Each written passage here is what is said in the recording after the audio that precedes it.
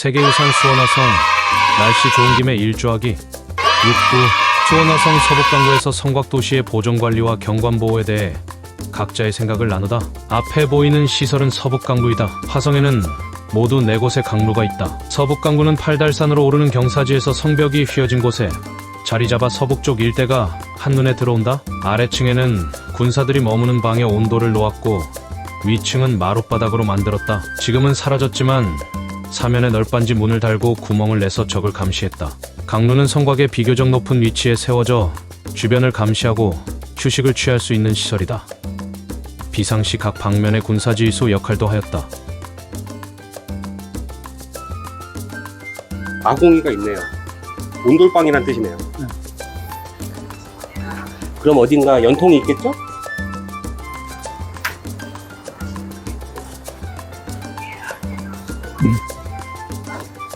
여기 안에 있는 거 아니야? 여기 있네요. 연통. 응. 여기 온돌방이네. 추울 때 들어가게.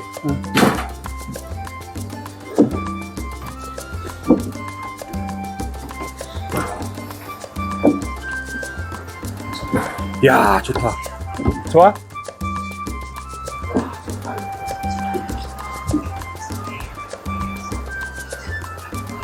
이렇게 멋있어. 야, 좋다, 좋아. 좋구만. 수원화성이 잘하는 게 다른 데도 성곽 이렇게 해놓으면 못 들어가게 해놓은 데 되게 많잖아. 네. 근데 수원은 그런 게 없어요. 자도 돼. 다른 애들 다 못 들어가게 하고, 아니 지들이 관리 잘하면 되지 왜 사람 못 들어가게 하냐고. 쓸데없이 예산 들여갖고 세금으로 다 만들어 놓고. 저런 건 어떻게 허가가 났을까? 그죠? 어떤 거요? 저런 빌딩들, 저기 아파트들, 경관이. 네. 그죠? 여기 수원은 거의 15층이거든요? 네. 비행장도 있고 그래서. 난 궁금한 게, 네. 선생님은 저런 게 허가가 나면 안 된다고 생각해요? 아니, 그렇지는 않아. 그렇진 않고. 그러니까 신기한 거지. 신기하고. 그러니까 왜냐면 보통 안 나는데, 응. 저 보면은 저기 30층 넘어갈 텐데 분명히 그러니까 기존의 수원시나 경기도 문화재위원회 성향상 저 안 내줬을 것 같은데 저런 게 하나씩 있어. 저거는 내가 볼 때는 500m 벗어나서. 그러니까 있는 것 그렇지. 근데 나는 그 생각이 들어. 이게 서울의 야경을 봐도 이렇게 문화재 하는 사람들은 문화재 옆에 빌딩 서 있고 그러면 이렇게 거슬리지. 뭐 있으면 안 되는 게 들어온 것좀 되게 나쁘다 얘기하는데 아니, 그렇지는 않아. 사람 보는 사람들이 다 관점이 틀리긴 할 거예요. 저는 이렇게 밤에 이렇게 궁궐에서 이렇게 바깥 풍경 이렇게 보고 오는데 밤에 이제 불빛이 있고 고층 빌딩에서 막 반짝반짝 그러면 너무 좋아. 나도 이뻐, 좋아. 나는 그게 너무 조화롭다고 생각하거든요. 근데 나도 좋아. 이 우리 문화재위원회 전문가들은 왜 이렇게 그냥 못 잡아먹어서 안 나요? 그러면서 자기는 거기서 살아. 내가 제일 웃겨. 그래서 내가 소파상이냐 그래, 소파상. 소파상이 에펠탑이 보는 게 자기는 너무 싫어가지고 매일 에펠탑에 가서 밥을 먹었어. 맞아, 그러면 맞아. 에펠탑이 안 보이니까. 똑같은 거야. 자기는 누리고 싶고. 사실은 내가 이제 그 경관대 사실 보기는 안 좋죠. 툭 튀어나와서. 안 좋은데 그게 틀린 게 아니고 나쁜 게 아니야. 근데 아무튼 그러니까 여기 성향상 어떻게 저걸 내줬겠는데 아무튼 500m 바뀌니까 안 받은 거겠지. 박 박사님은 어떻게 생각해? 나는 이게 다른 의견도 있으면 참 좋겠다고 생각은 하는데 박 박사님 어때요? 정말 중요하다고 봐. 응. 특히 부산, 제가 이제 부산 출신. 네. 살면서 이제 살아오면서 가지고 있던 부산에 대한 그런 경관이 있잖아요. 이미지나 그런 게 지금 하니까 아예 없어져서. 없죠. 그래서 좀 역사적인 흐름 속에서 이게 자꾸 바뀌는 게 그래야지 도시 전체의 역사성이 이게 있기 때문에 강제를 할 건 아니지만 그래도 어느 정도 이런 건 도시 계획하는 사람들이 검토를 해야 돼요. 고도 제한이나 그런 거는 문화재에서 좀 더 적극적으로 관여하는 게 좋겠다라는 의견. 그렇죠. 그러니까 이게 뿐만 아니라 그 도시 계획을 하는 도시계획 차원. 도시계획 차원에서. 도시 경관. 그러니까. 저는 이런 생각도 해봤어요. 그럼에도 불구하고 사람이 편해야 된다고 생각하고. 지금 사는 사람이. 사는 사람이 편해야 되는데, 이제 경관을 맞추다 보면, 이제 예를 들어서 그런 거. 그러니까 나도 경관은 존중해야 된다고 생각을 해. 근데 예를 들어서 거기에 이제 막 여러 가지 시설들 불편해가지고, 예. 나는 이제 죽겠는데, 근데 거기를 아파트를 만들려면은 15층 하면은 안 돼. 네. 적어도 20층 이상 올려야 돼. 이제 그런 쟁점 이슈들이 발생했잖아요. 그러니까 20층 아니면 거기 그 사람들은 계속 불편하게 살아야 돼. 네. 그럼 이거를 누가 해결해 줄 거냐 이거지. 근데 그럴 때 그런 규제들이 있는 거잖아. 네. 못 하는 거잖아. 네. 그래서 그런 것들은 서로 나는 대화를 해야 된다고 생각하거든요. 그러면 예를 들어서 15층 하고 그러면 이익이 5층은 높이지 않는 거에 대한 그 불이익이 발생이 되잖아.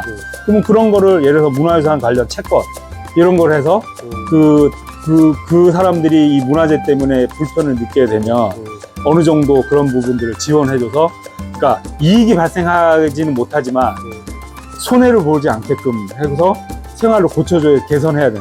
그래서 문화재위원들이 대화를 해야 되는 건데 우리 체제로서는 아주 갑이죠, 갑.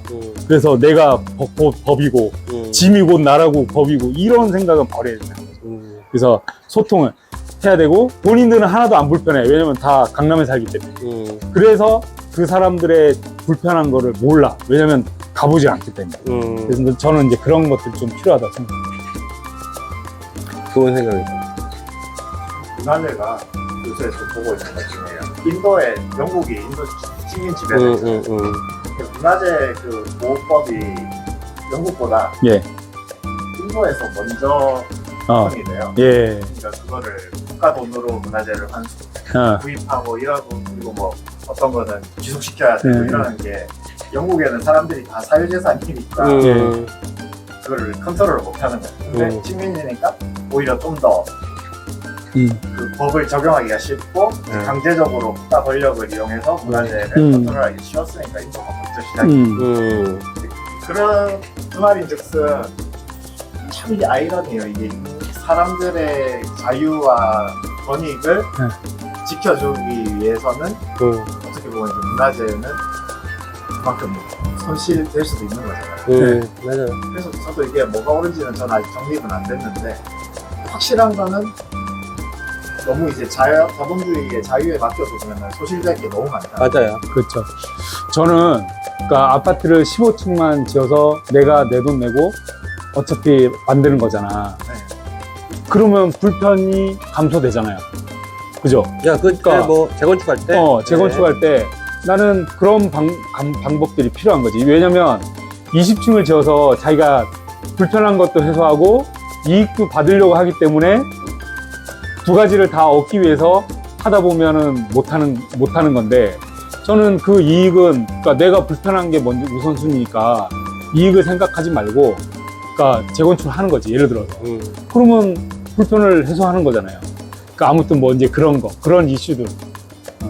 왜냐면 15층만 지으면 되는데 20층, 25층을 지어서 내 돈 하나도 안 들이고 내 걸 투자해서 내 돈 하나도 안 들이고 남의 돈 받아서 개발해서 내가 이익을 챙기겠다는 거거든.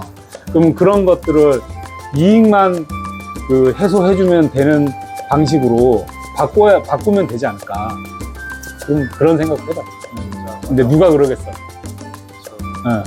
뭐 저런 아파트도 그렇고 부산의 아파트들도 보면은 좋은 취지에서 뭐 용적률을 제한하고 보도를 해놨는데 순식간에 바꿔버리잖아요. 협박도 있었고 갑자기 법도 바꾸고 해가지고 그러니까 요즘 어떻게 하냐면 이제 그 문화재 현상 변경 허용 기준안에 맞춰서 한 1, 2층 높여갖고 타협해서 이렇게 맞춰놔요. 그럼 예를 들어서 원래 10층만 해야 되는데 뭐 서로 양보해가지고 12층으로 조금 올려줘. 그러면 다 해서 허가 받잖아요. 그러면 20층으로 또 용도 변경을 해. 그래서 또 오는 거야. 그런 거지.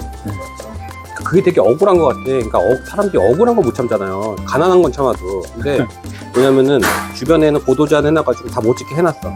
근데 그 중에 힘있고 깨기는 사람들이 하나 들어와서 자기 거는 올려. 그런 상황이 발생을 하잖아요. 맞아요. 그러니까 사람들이 이제 억울해서 못 사는 거야. 용평한 말. 네, 사실 그런 일이 너무나 많고 못하게 하려면 다 못하게 하고 하려면은 좀 자율적으로 하고 막 그래야 되는데 한 지역이 있다 그러면 네. 저게 지금 최근에 8구역일 거예요. 저게 우리 아파트가 아니라 그 최근에 우리는 아파트는 아마 요 안 보인다. 오른쪽에 있을 거고 네. 저게 사실은 저 두 개 동이나 저 아파트나 이렇게 거리 재보면 비슷할 것 같거든. 근데 여기 더 가까워 보이는 건 여기 건물이 더 많기 때문에.